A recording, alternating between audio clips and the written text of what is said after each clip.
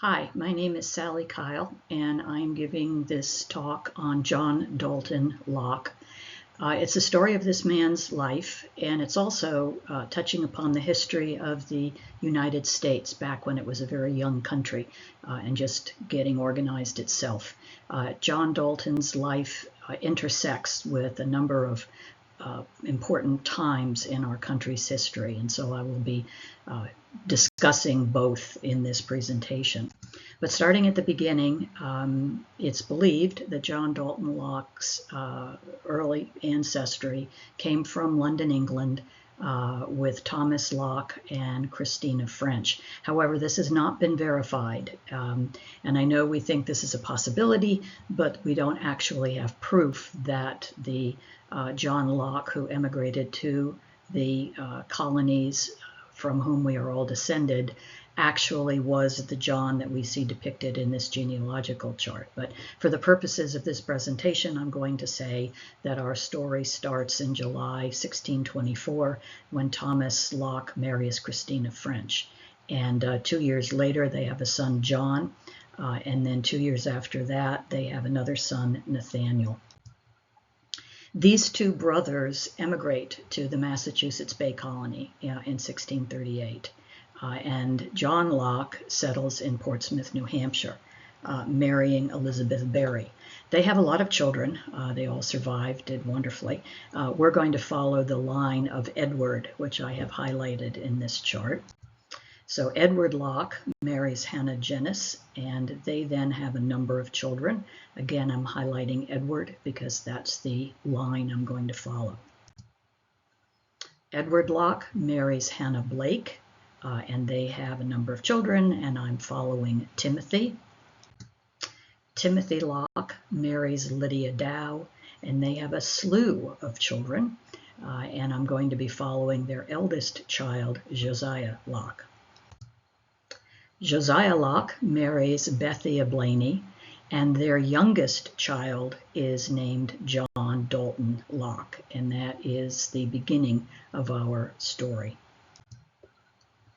All of the Lockes, from Edward in 1692 to the next generation in 1701 to the next one after that to the next one after that, and the next generation, which is behind my video picture here, they all stayed in southern New Hampshire. Nobody traveled very far at all.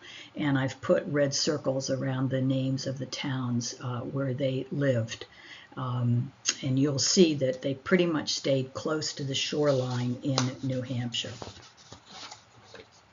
They flourish in New Hampshire, and John Dalton Locke was born in Kensington, New Hampshire. And here are some pictures that I pulled off of the internet that show you some scenes of Kensington, New Hampshire. You can see that it's still very rural.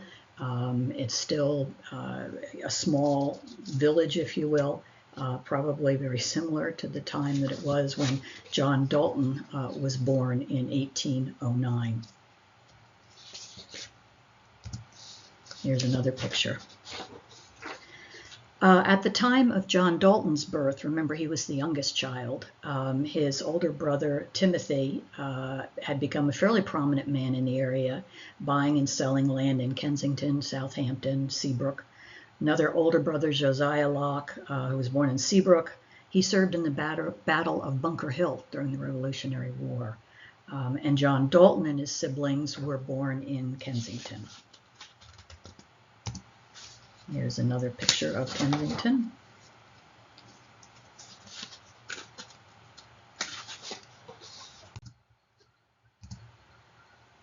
Tragedy strikes, however, when the father, Josiah Locke, is drowned off the Isle of Shoals, their Hampton Bar, in October 1st, 1816. Obviously unexpected. It was a tragedy. At the time of this tragedy, kids still living at home in 1816. The eldest, Lydia, she'd been married and she was moved off. Eunice married and gone. The boy David married and gone. Elizabeth married and gone. So all the older kids had moved out. But still at home, living with their mother, was Dolly, Oliver, Sally, Samuel, and John Dalton. So she had 5 kids to care for. Now, as there clearly were a lot of family and relatives around, I'm sure the Locks banded together with the death of Josiah Locke. So I don't think they were destitute at all by any means. But I do believe, and again, this is my theory, that Samuel and John Dalton decided to strike out on their own, one less mouth for their mother to feed, and they were ready to begin their adult lives. Now, at the time they left Kensington, John Dalton was 13 and Samuel was 15. So these are young boys. And so you might say, my gosh, they're going out on their own. Sure they are. And here are 2 advertisements that I took from some of the papers of that time, wanting active lads, 15 or 16 years old, to apprentice to a various going concern. On the right-hand side, we have a tinware manufactory that's looking to hire 2 journeymen and 2 apprentices. So there were opportunities out there and available. And so I like to think Samuel and John Dalton headed out to look for those opportunities. They weren't the only young men looking for opportunities at this point in the history of our country. Cornelius Vanderbilt, who was a little bit older than John Dalton, he was born on a farm in Staten Island. When he was 16, he bought a little yawl and he sailed produce from Staten Island to Manhattan. He added passengers in the daytime and produce at night. When the War of 1812 hit, he got a contract with the Army to haul men and material between the harbor forts. He saved his money. In 1819, he became a steamboat captain carrying passengers to Philadelphia. He bought railroads, etc. He was born poor, and he had only a mediocre education, but he worked his way inland through the water trade and invested rapidly in the railroad industry that was growing, and as we all know, became fabulously wealthy. Same thing, same story for John Jacob Astor. He came from Germany, and when he was 16, he moved to London to join his brother George, who was in a piano and a flute manufacturing business. But he had a brother Henry who had come to America to set up a butcher shop. And he decided to go to America and work with his brother in his brother's butcher shop. But serendipitously, on the boat going over to America, he met a man who said, no, you got to put your time and efforts into fur trading, into pelts. There's a large market for pelts in Europe, and America has pelts in great abundance. So what you want to do actually is get into fur trading. And so he did that. He worked for his uncle in the butcher shop for a little while, but he opened his own fur goods shop in New York in the late 1780s. He also served as an agent for his uncle's flute and instrument manufacturing business, so he kept his fingers in a lot of pots, worked hard, and after gold was discovered, Astor looked for business opportunities, and as we know, he became fabulously wealthy. So to think about opportunities in the United States in the early 1800s, they were all around you, and if you were a smart, hardworking, creative guy, you could make a fortune. So Samuel and John are out on their own now, heading out. They learned the tin making trade when they passed through Connecticut, but they wound up in Geneva, New York. And I can't tell you why they went to Geneva, New York. I've got some theories, but I'm not really sure. But they wound up in Geneva, New York, which is a beautiful place. Here's a picture of Geneva. They formed a company together to sell tinware. My guess is that they had sort of a sales agency with a tin manufacturer back in New England that they knew, and they were selling the tinware in the Geneva area. My theory is one of their older sisters was married to a guy who sold tinware in New England. So my guess is that they got this job from their sister's husband's family.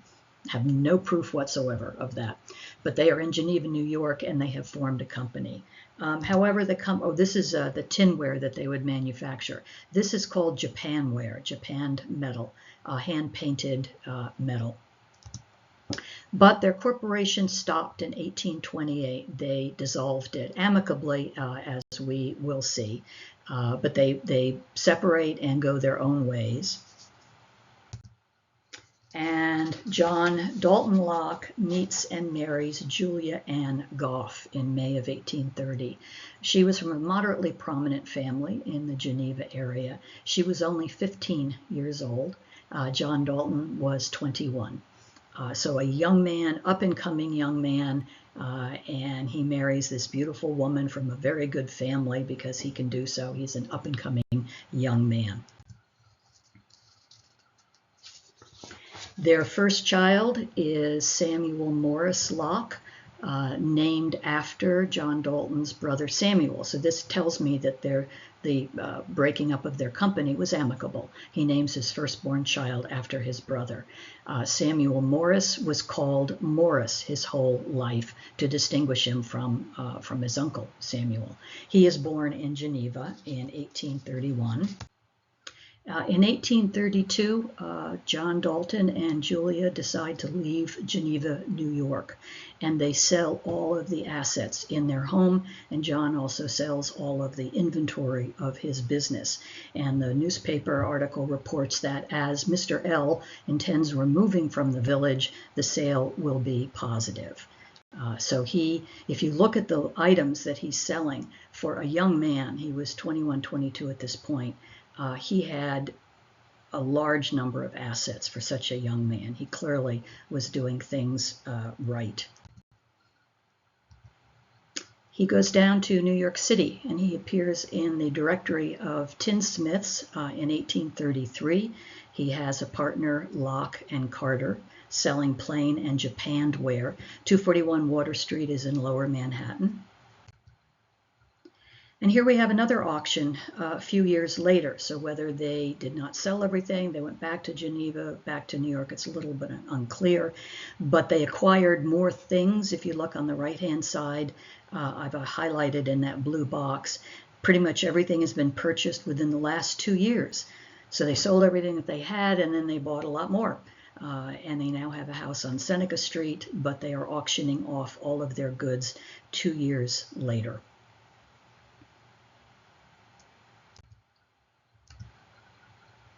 Where are they going? Down to Lower Manhattan. And what a perfect place for John Dalton to move his business to Lower Manhattan.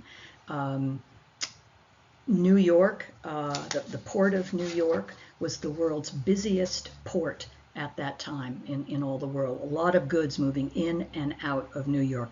Perfect place for him to be, both as a manufacturer as well as an importer of tinware. So they were in Lower Manhattan at this point in time. Samuel Locke, however, he leaves Geneva and he moves to New Orleans. He lived on 86 New Levy Street. Why New Orleans? Why? He's a New Englander. Why would Sam move to New Orleans? Well, by the 1850s, New Orleans was the second busiest port in the United States. There was New York and New Orleans, and the fourth busiest in the world. So again, an excellent place for an entrepreneur to locate his business is in New Orleans, and gives him access to the West Coast markets. He flourished in New Orleans. He was elected an alderman of the First Ward, and newspaper reports, quote, Mr. Samuel Locke, a gentleman long and favorably known as a citizen of New Orleans, close quote. In 1845, Samuel is elected to the state legislature. 1848, he's named a delegate to the National Democratic Party convention that was then being held in Baltimore. He marries Emmeline, I'm not sure how to pronounce her name, Goudion in 1835, and they begin to build their family. Emily, John Oliver, you see them. Marry Bethia for his mother, and Samuel, named after himself, born in 1847.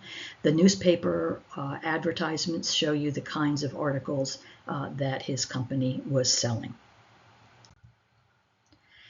However, being in the South, Samuel Locke owned slaves. In the 1840 census, we see he had 2 people in commerce, probably working for him in his business, but they had rooms in his home, perhaps. 1 free black, and then he had 4 slaves, and there also were 7 family members.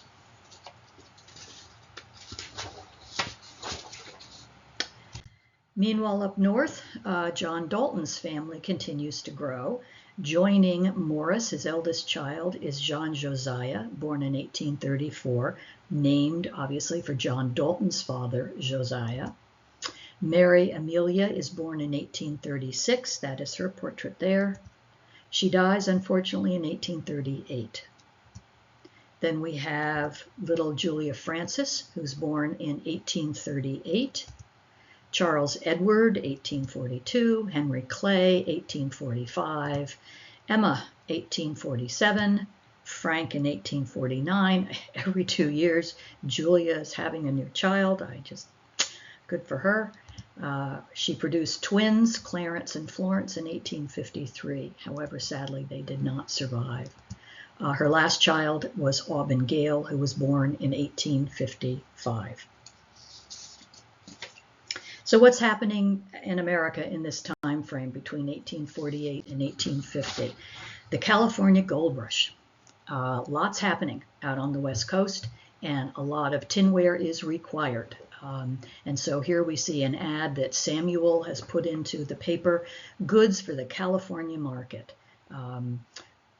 They wanted to obviously capitalize on that, and in order to get to California, you didn't have a lot of choices. If you sailed, you would sail into the port of New Orleans, but then you would go around Cape Horn. It took you 4 months and 21 days to get to California, going via regular steamship service. That's not how Morris got there. And Morris was sent down to New Orleans when he was about 17 years old by his father, obviously, to visit with family and to move on to California and establish a Locke business branch out in California to take advantage of the opportunities of the gold rush. San Francisco was booming, and most people are heading overland.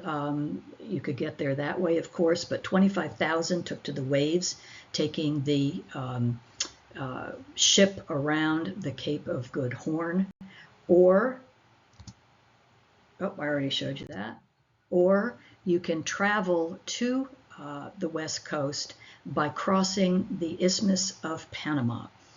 So let's follow Morris. In 1848, he goes down to visit his uncle and aunt and cousins in New Orleans, stays for a little while. Here is a listing of his voyage on the steamship United States in Galveston, leaving New York, going to New Orleans. He also then pressed on to California and made his homestead in San Francisco. He was unmarried at the time. He was only 17 years old when he headed out on his own. So many people were heading to California, but not coming back again. Nobody wanted to go from California back east. So here's a picture that I thought was kind of neat of people just abandoning the ships that brought them there because no one wanted to sail them back home again. Hundreds of ships lay abandoned as everyone is out looking for gold. Morris Locke, in his trip to San Francisco, because he was a moderately wealthy young man, he took the steamship from New York through New Orleans to Aspinwall, Panama. Aspinwall was a town founded by Americans, and they would board a train, there's a picture of it in the slide, to go across the Isthmus of Panama to then pick up a clipper ship to then sail north to San Francisco. Cost a lot of money to do it, but Morris did have the funds available. To get to Panama via this shortcut, it would take you maybe 6 to 8 weeks in total, which is a heck of a lot better than 4 to 5 months by sailing around the Cape Horn route or going overland by the Oregon Trail. The city of Aspinwall was founded by Americans in 1850. And it was the Atlantic terminal of the Panama Railroad, then under construction to meet the demand for people wanting to get to the California gold rush fields. And for a number of years early in its history, there was a sizable U.S. emigre community in Aspinwall after the Panama Railroad became functional. The Transcontinental Railroad was completed in 1869, so Aspinwall, I'm sure, just pretty much shriveled up at that point. Meanwhile, second son, John Josiah, he moves to St. Louis and he had married Cornelia Ackley from Geneva, as we see there, and they moved to St. Louis, Missouri. He was, like his father, very active, civically minded, founding member of the Merchants Exchange in 1856. And he is selling everything, including the products of his father's manufacturing factory back in New York. So he is actively selling all things. I love his ad with all the exclamation marks, and his prices defy competition. So you go, John Josiah. So he is trying to make his fame and fortune for his family's company and himself by selling the tinware and housewares in St. Louis, Missouri. It's now 1856. Going back a little bit, in 1820, the United States government in the Missouri Compromise agreed that Maine could be admitted to the Union as a free state and Missouri as a slave state because they wanted to maintain the balance of free versus slave states. Moving forward in time, things are still getting hotter and hotter on the subject of slavery. And in 1854, they passed the Kansas-Nebraska Act, which said any new territories that want to form a state and apply for statehood in the United States, they could do so, but they would decide themselves whether they wanted to join the Union as a slave or a free state. That set off a mass push to the various territories that were lining up to request statehood, trying to encourage and manage and direct that decision with joining the Union as a slave state or as a free state.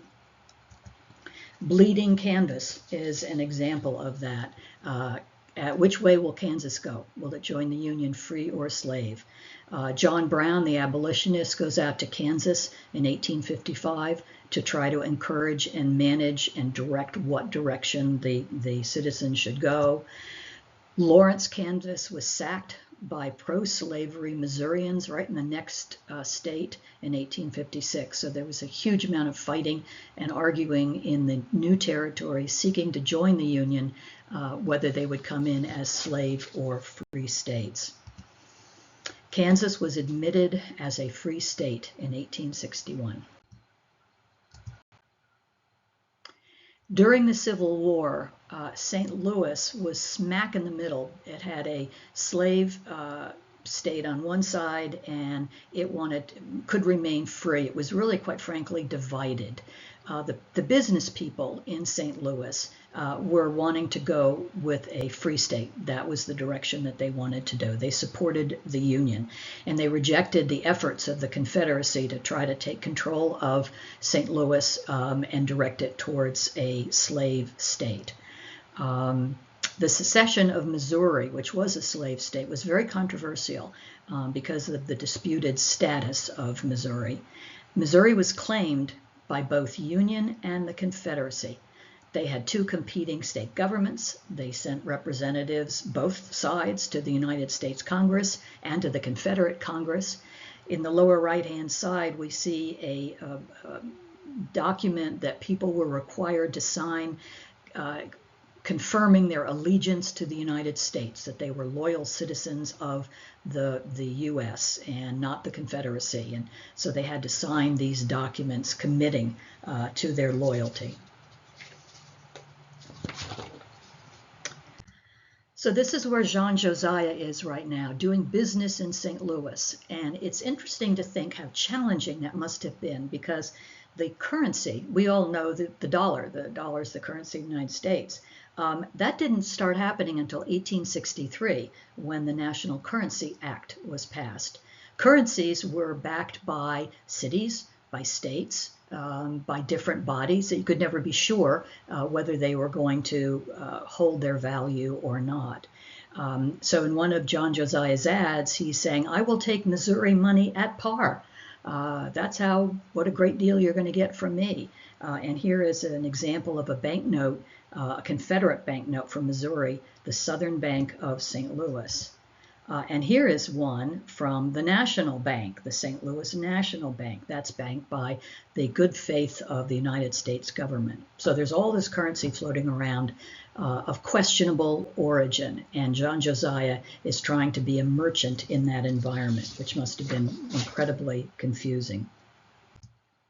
Meanwhile, back in Whitestone, New York, his dad's business is growing wonderfully. John Dalton was becoming very much a senior statesman for the town of Whitestone, Queens in New York.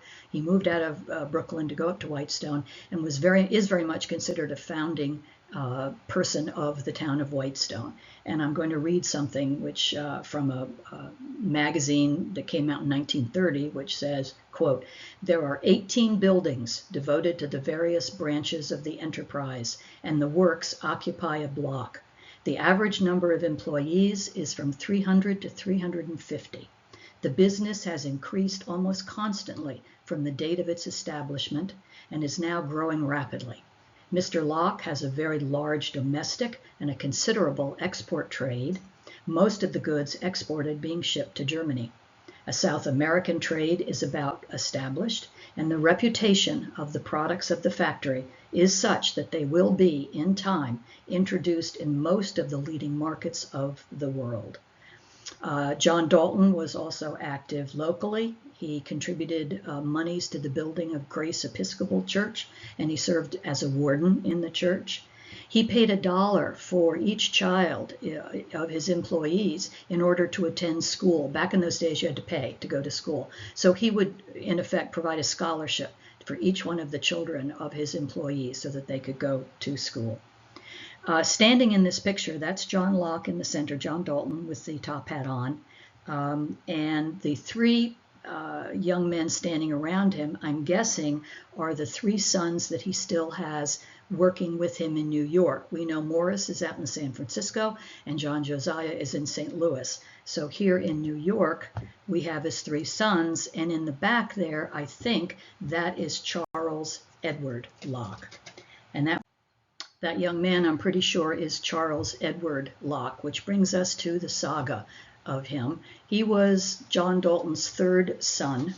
He was 18 years old when he was sent to Europe in June of 1860 for his health and his improvement.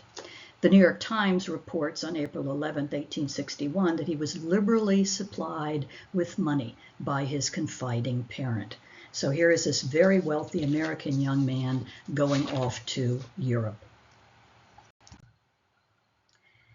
He arrives in Bremen and he meets the charming Sarah Dufty. Now, I couldn't find any pictures of Sarah Dufty, so I'm using this graphic picture here, which I think just sort of captures what I want to think Sarah Dufty was probably like. Charles Edward becomes totally smitten with Sarah Dufty. And this is again, that article in the New York Times, stayed with her in Bremen, followed her back to her family's home in Manchester, England, just could not get enough of the charming Sarah Dufty. He brings Sarah back home to New York, and in his uncle's home in Brooklyn, note, not in his father's home, but in his uncle's home in Brooklyn, so his father might not find out, he marries her in January of 1861. Well, you can imagine what John Dalton thought about that. He felt that this was clearly an example of a gold digger wanting his son, wanting his money. And so John Dalton literally kidnaps his son, Charles Edward, hides him away someplace, and spirits him out of New York State so that the court has no jurisdiction. The New York Times reports that Sarah takes him to court, and when her husband is no longer there, and her husband is a minor at that time, sues John Dalton to return her husband to her, and she wants to have him restored. Well, John Dalton's answer to that is, well, his son is not in New York, he's absent out of the jurisdiction of the court, and he has not from that date exercised any power or control over his person or his conduct. Nothing to do with me, nothing to do with me. And that was the end of it. I couldn't find out what happened to Sarah's lawsuit, but I presume she just had to go back home to Manchester, England, because she didn't get anywhere with John Dalton Locke.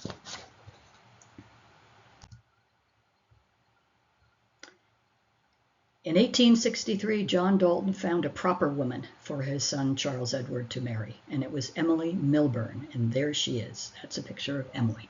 A good family from Brooklyn, New York, had some money of their own, had some relationships with the family, and so Charles Edward, if he wanted to keep getting any money from his father, was going to marry Emily Milburn, which he did do in 1863. John Dalton buys them a farm in Ransomville, Kansas. That sounds like exile to me, and it might have been. Remember that Charles grew up in the New York area as a wealthy young dandy, taking carriages into Manhattan to go to the opera, etc., etc. He now has a farm. He has property out in Ransomville, Kansas, where he and Emily have been sent.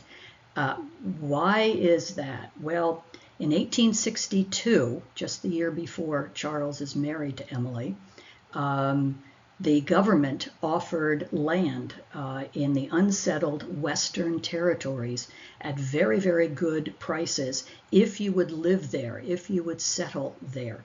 And this was from the United States government. And obviously, if a petition for statehood was made, knowing that the government was subsidizing your purchase of all this land and that you were living there, you would vote for your state to be a free state coming into the Union. So it was a good deal to buy land at that time. It was effective as of January 1, 1863. Who's on it? John Dalton Locke. He knew about that. He was going to get in on that, buy a lot of land, but you had to settle it. You couldn't buy it as an investment. You had to settle it. So he had a son that he was happy to send out to Kansas to settle the land, and he would make that investment in the property. Altogether, John Dalton buys 5,700 acres of land in Kansas and Missouri. Here are pictures of Ransomville. I am sad for Charles Edward. I hope no one watching this video is from Ransomville. Here is a current picture. There's not a lot out there, but that's where they are to be. The Civil War is raging, 1861, as we know, to 1865. And another thing that happened in 1863 is not enough people were volunteering to fight for the Union. Recruitments were down. And so the draft came in. The Enrollment Act of 1863 said all males between the ages of 20 and 45 were to be drafted, except those that were mentally impaired, were the only son of a widow, son of infirm parents, or a widower with dependent children. Those are the only people exempted, but you could buy a substitute for $300.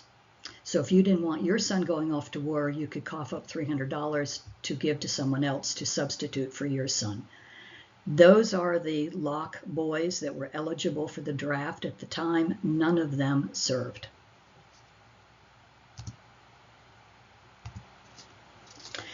In 1863, John Dalton's daughter Julia, who has married William Bloodgood, dies at the age of 25, believed to be in childbirth. It was her second child.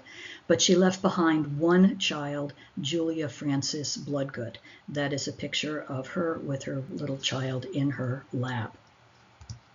What does John Dalton do? I know he's sure very, very sad to lose his daughter, but let's not hang around the United States in 1863. Let's go to Europe.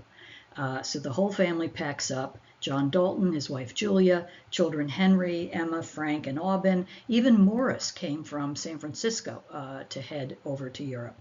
They all go and they register with Guns American Agency, which is how you could find out how to get a hold of people when they were in London. John Dalton spent money as a wealthy American. Here is a bust that he had made of him. The artist was Randolph Rogers, a very famous sculptor. Listed, this particular sculpture of John Dalton Locke is listed in the Smithsonian's Directory of American Art. It was donated to the Brooklyn Historical Society, and that's where it currently remains. They also bought china. There's a complete set of fine china with Julia Goff Locke's initials on each piece. It's probably about a 200-piece set of china. Silverware, just beautiful things that they purchased while they were in Europe. Meanwhile, on the Confederate side, we have tragedy for John Dalton's brother Samuel. His son, John Oliver, was killed in 1864.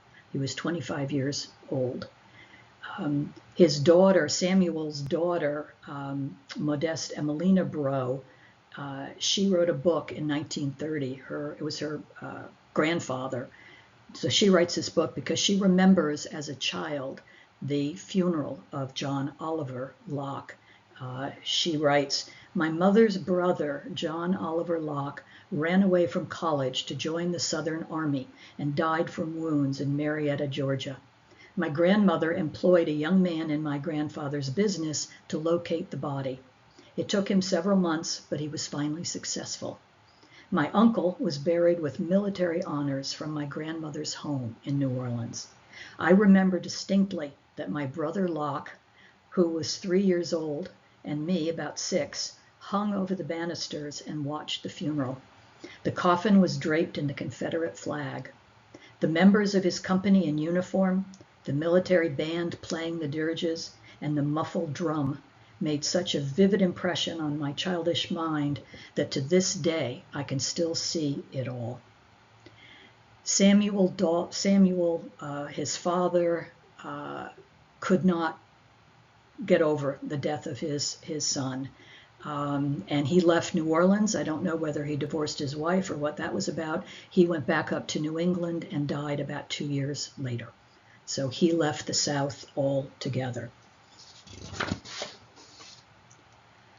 Morris and his family are flourishing out in San Francisco. And by the 1870 census, Morris has 5 domestic workers, servants working for him. He has a coachman and a groom. He is living with his wife, Lily. They have had a son, John. And Lily's 2 sisters, Mary and Susan Dexter, are also living with them out in San Francisco. If you read these advertisements for their business, it clearly is very successful. They have a large footprint in that area and obviously a large stock. Here is a catalog from Locke and Montague of their stoves, metals, and tinware. Could very well be importing it from his dad's factory in Whitestone, or maybe he set up his own manufacturing process out in San Francisco. I really don't know. John Josiah, however, suffers a stream of sad tragedies. His firstborn child dies in 1857. His next child dies in 1860. His wife passes away in 1865. So John Josiah now no longer has any family in St. Louis. He's heartbroken, and he decides to return home to Whitestone. He is there for about 2 years when he meets and marries Emma Cuthbert. Emma's dad worked for John Dalton, was a supervisor in one of the factories. So John Josiah marries his daughter Emma in January 1867, and their first child is named Carrie, which was the same name he gave to his second child out in St. Louis, which is sort of odd, I think, but Carrie is born in 1867. Sometime upon his departure, he closed his business in St. Louis, and his father gives him the job of head of manufacturing for his father's company in Whitestone. Meanwhile, back in the history of the United States, we're going from the Locke family to the United States, which is growing. The railroad, explosive growth of the railroad at this point in time. As a result, promoted by capitalists, favored by state government, protected by governments. Getting into the railroad was a really good place to be. And of course, we know John Dalton Locke is going to be there, making investments and being a mover and a shaker. So these are some of the other business enterprises that John Dalton Locke had expanded into. In addition to his tinware manufacturing business, he also formed a company, the Whitestone Land Association, with his son John Josiah, and with another very wealthy entrepreneur, Conrad Poppenhusen, and his son, who lived in adjoining property in his area in Queens. They decided that they would support the Woodside and Flushing Railroad, and so they merge into that railroad to the Flushing and North Side Railroad, and John Josiah is named president. On November 1869, they inaugurate the Whitestone Line, which ends at the 14th Street Station in Whitestone. So this new railroad would bring people, commerce, etc., right into the heart of Whitestone, and that I have circled there the depot that would be there. So wealth and success are continuing on for John Dalton. Morris, as I said, he and his family are doing well out in San Francisco. Charles, problematic Charles, and Henry are both married, starting their own families, doing homesteading. John Josiah has happily remarried, and he's back home in Whitestone, which is good. John Dalton's daughter Emma, happily married to Albert Wells. John Dalton's business is doing well, largest tinware manufacturer in the United States. Frank and Aubin are at school and attending to their studies. John Dalton is also raising his granddaughter Julia, the daughter of his daughter Julia, who is my great-grandmother. She was sent to Bradford Academy in Haverhill, Mass. With her cousin Jenny Bloodgood. This was clear support of educating a young woman and going off to a prep school, a finishing school, the sign of a successful and wealthy family. Aubin was sent to Russell Military Academy to be fitted for Yale or some other such school, and he was also to learn bookkeeping. In 1874, though, we find Aubin is in his first year at Harvard Law School, attending to his studies. But we have to recognize that at this point in time, 1874, to become a lawyer, one typically apprenticed oneself to a lawyer. It wasn't considered something that you studied in an academic setting. So Harvard Law School was relatively new at that time, and to attend Harvard Law did not have the cachet that it does today. So Aubin was at Harvard Law, but don't get too excited about that when we hear some more about Aubin. But he is there, and he is working his school. The law was considered at that point in time somewhat of a vocational occupation. He is very active. John Dalton is. Here is a map of Whitestone Village. I've circled some places on the map where John Locke owned property. As I mentioned earlier, he's active, very active in his business, warden of the Episcopal Church, active in local government. He was a trustee of the village of Whitestone, in managerial positions in the railroad companies, taking care of his family, his widowed sister, the family of his children, etc. At this point in time, he has 7 children living and grandchildren as well that are living with him. Here is an area that I've highlighted where I believe is John Dalton's primary residence. That's a picture of the house from the Boulevard side, and from the Long Island Sound side, that's what it looked like. He also owned this property, which again I've highlighted on the map. It was near the train depot and the ferry landing, so it was a very conveniently placed home. This is another John Dalton home in Whitestone, and another one. This is the home that he provided for my great-grandmother and her family. As I mentioned earlier, the railroads were booming at this point in time, and it was a great business opportunity. So if you recall, the Whitestone and Westchester Railroad stopped at the depot in the center of Whitestone. John Dalton felt we should bring it all the way up to the shore so that we have a connection between the ferry and between the railroad. And would also make his land more valuable as well. So they decided to do the Whitestone Landing extension, was to bring the railroad from the town center up to the Whitestone dock. And if you look in the lower right-hand corner, I have a map there that shows that. In August of 1870, John Dalton owned a lot of the land that the railroad was going to need to connect the Main Street station to the Flushing and North Side Railroad with the dock. What would you do? Do you sell the right-of-way to the new railroad? Do you lease the right-of-way? No. What John Dalton did is he formed a new company that owns the land that he owned, and then leasing it back to the Flushing and North Side Railroad. The new company was incorporated, and John Josiah Locke became president of the new railroad company, and construction of this extension began in 1872. Now, to get from the center of town out to the landing, right-of-ways needed to be obtained to go through the Whitestone Village, and it cut across a number of roadways. Work began in 1872, but because of the right-of-way, the cut-through on 5 or 6 streets, they were heavily used.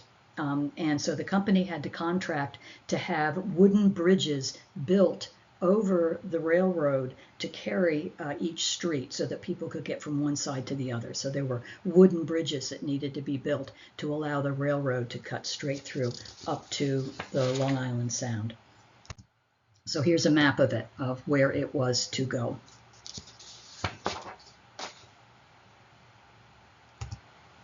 And there's a close-up of John Dalton's property, the depot and the dock. Suddenly, however, in 1873 July, all work stopped. In the midst of all this progress, work stopped.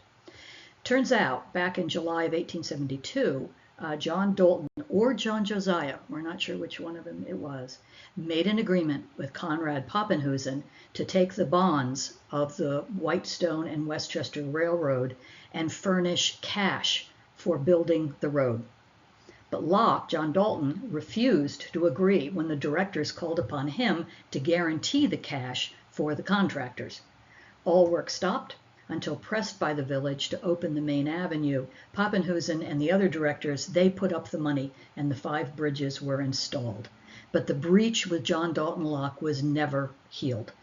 He withdrew from the company, and over the summer of 1873, he disposed of all of his interests in the company, and the whole Whitestone Westchester scheme collapsed.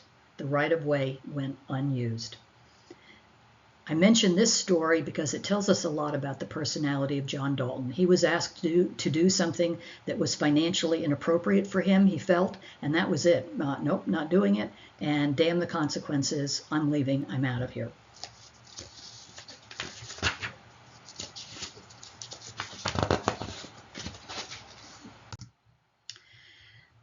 In 1870, his wife, Julia Ann, dies. And then in 1875, his younger son, Henry, returns from Kansas, and he's very ill, and he dies at the age of 30. John Dalton's sister, Sally, had been widowed, and so he brought her to his family home in Whitestone. She lived with him, took care of the kids and the grandkids. John Dalton continued, however, to require excellence from his children and his grandchildren. I quote from a letter that he wrote to his granddaughter Julia, who was away at Bradford Academy, boarding up in New England. And John Dalton writes in February 1875, quote, "I received your report, was very good, in parentheses, if possible, make it perfect." He goes on to say, quote, "John," that's her cousin, "John is getting along splendidly at his school. Almost every week he has all of his marks perfect." So, okay, Grandpa, I hear you loud and clear. In In 1876, Morris passes away at age 45. His wife and his son John, they continue to live in Whitestone under the watchful eye of Morris's father, John Dalton Locke. So he is taking care of Lily and little John. With Morris's death, the firm that he had started out in San Francisco had a partner, Montague. They took his name off the door right away. Bingo. The name of the firm was changed immediately, and the Locke name was removed. I went and looked up this firm on their homepage today, and in reading the history of this company, I found no reference to Morris Locke, which really kind of made me mad. Since 1857, yeah, well, that's when Morris was there helping get this company off the ground, clearly providing an important contact with the John Dalton Locke tinware manufacturing. It's just frustrating that we aren't mentioned in the Montague homepage, but I hope with this documentary, people will remember.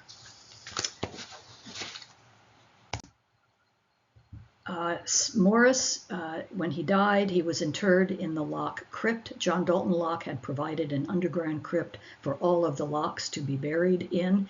For some reason, though, his body was removed in 1876, not too long after he was put into the crypt, and reinterred in the Woodlawn Cemetery up in Bronx.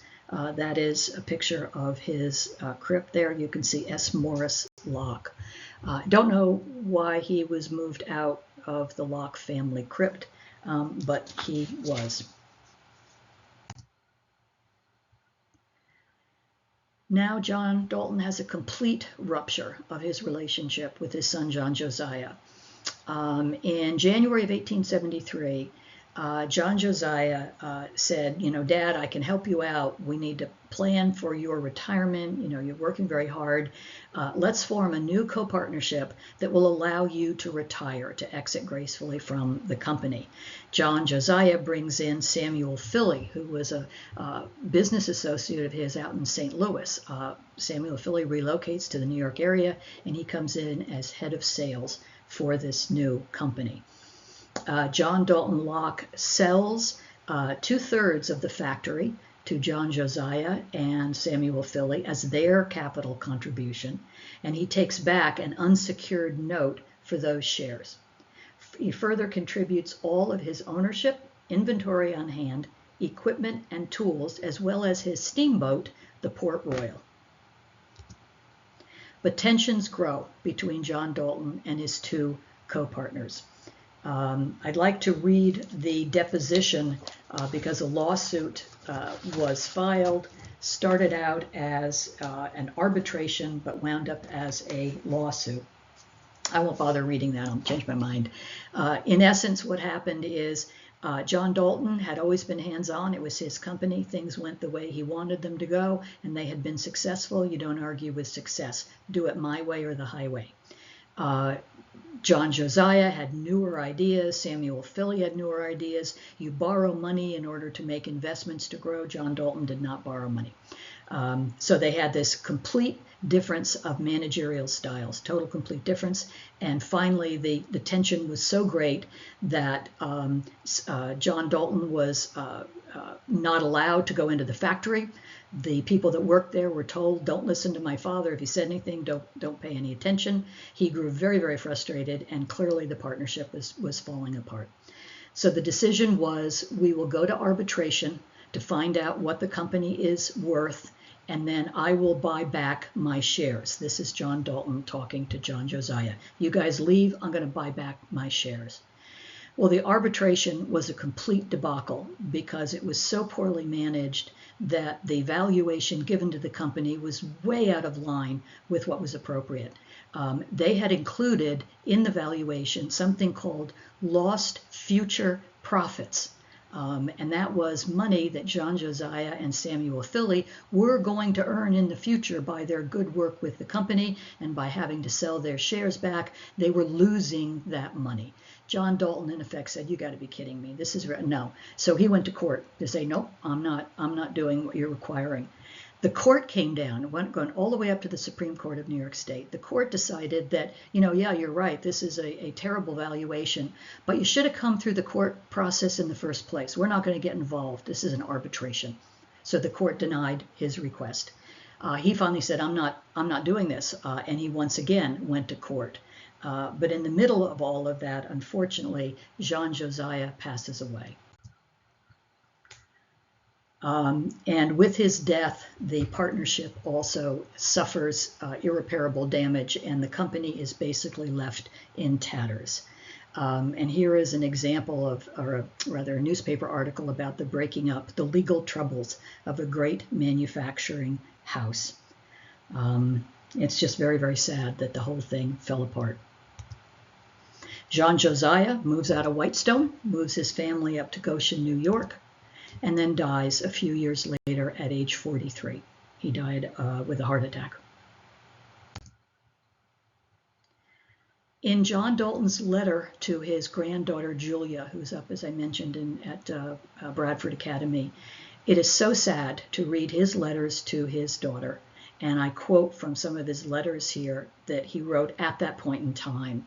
And in January, everything is going to destruction, wasting before my eyes, complaining about his younger son, Aubin, still at the house doing nothing, wandering around not doing anything. The affairs at the store in New York and the factory, they're at a standstill. Business is ruined. Just horrible, horrible to see this man's spirit and vim and vigor and the strength of his personality just collapse in the face of the destruction, effectively, of his business. But he's trying to put it back together. He's collected up the pieces and he's trying to continue on. Charles Edward, meanwhile, leaves Kansas and with his wife, Emily Milburn, there, and his family in tow, he goes back home to Whitestone and says, Dad, I'd like a job. I'd like to work with you at the factory. John Dalton's not having any of it. No, you're not qualified. No, you may not have a job. And so he returns to Kansas, but he leaves his family in Whitestone, so John Dalton can handle his family. We see Emily Milburn there on the right. Her children are to her right, the older woman in the back, that is her daughter, and the young man sitting with the cap, that is her son. In the front foreground, that little boy with the curls is Julia Bloodgood's grandson, and in the background is her daughter. Julia Locke Bloodgood's grandson. Yes, got it. So the final years, we're in 1882 now, and John Dalton, as I said, is trying to pick up the pieces and put his company back together. So he reincorporates it as an LLC. The board is himself, his daughter Emma's husband Albert, George Cuthbert, who had been with him for many, many years as the factory superintendent. If you recall, his daughter Emma married John Dalton's son, Frank Locke, one of his younger sons, as a clerk, and Max Schneewind, who is his granddaughter Julia's husband. In the bylaws of this new John D. Locke Manufacturing Company, it requires 2/3 of the voting stock to make any changes in the bylaws. John Dalton owns 99.5% of the stock. Nothing is going to happen that doesn't pass through his hands and that he agrees to. He's learned his lesson, and that's it. This company is going to run the way he wants it to. Unfortunately, he passes away and dies on November 28th, 1883, and he's buried on Sunday.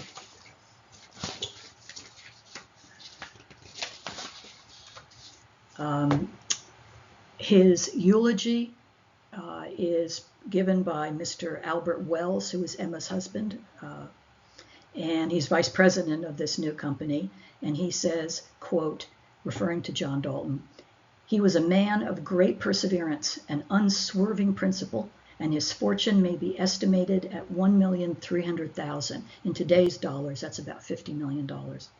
He gave employment to 400 people in his factory, which covers an acre of ground. He was a village trustee. He was warden in the local Episcopal church, and he was caretaker for the remaining children and grandchildren.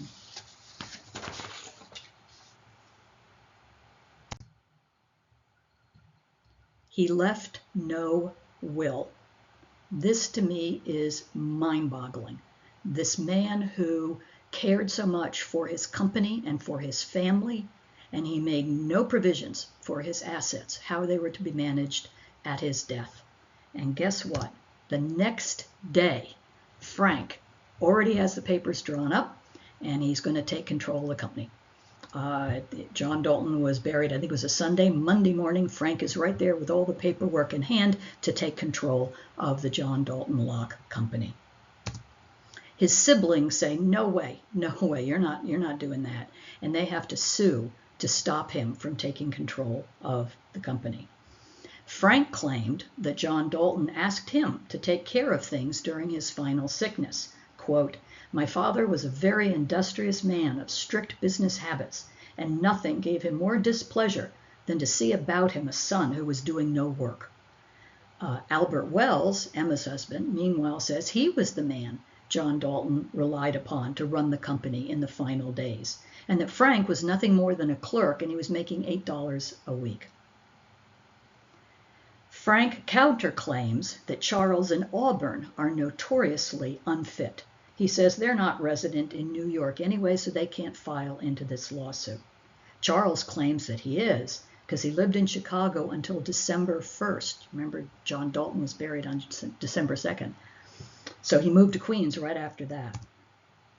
So the courts decide, okay, we have to have guardians here to defend the interests of all of the heirs. I see there's squabbling afoot, and we have to make sure everyone is taken care of. So the court appoints guardians for all of the heirs to John Dalton Locke's estate. A compromise was reached. Frank and Auburn would run the company. Everything was to be liquidated. All of the homes, the land, all the tangible assets had to be liquidated in order to do an equal distribution to the 8 heirs. In 1885, everything was sold at auction. Here's an advertisement for the auction. John Dalton Locke's mansion, all the improvements, handsome lawns and stables, greenhouses, outhouses, the Whitestone Hotel, accommodations for 100 guests, 12 elegant homes, over 100 lots, and 5,700 acres in Kansas. Everything will be sold at public auction. And if you look at the bottom, a special steamer will be put into function to convey passengers from Manhattan over to Queens, free of charge, to come in order to attend the auction and see all of these assets. The Long Island Railroad bought the land that John Dalton Locke had homesteaded near his home in his waterfront. And it's expected that the extension of the railroad to the bay would now happen under the aegis of the Long Island Railroad. Public lands. Emma is suing her her brothers and sisters, as well as her nieces and nephews, about the sale of the land in Kansas. There was a kerfuffle with that process. Frank and Auburn, with Charles's complicity, then begin to drain the assets of the company. Let me read to you something. The administrators, it's alleged, have wasted and improperly applied the property and the assets. Frank Locke applied for $1,500 to his own use. Auburn grabbed $1,400 for his own use, given unsecured debt notes that were never called in. $450 went to Charles Edward Locke.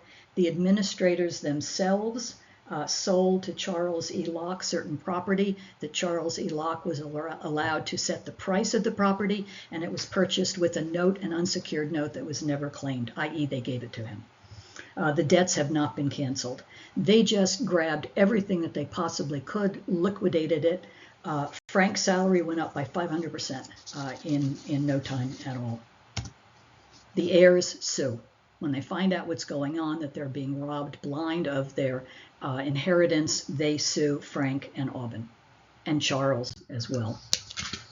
And basically the grandson now, and this is Morris's son, John, he is left to file the serious charges in surrogate's court of the manipulations of all the trust funds that have been set up for all of the heirs.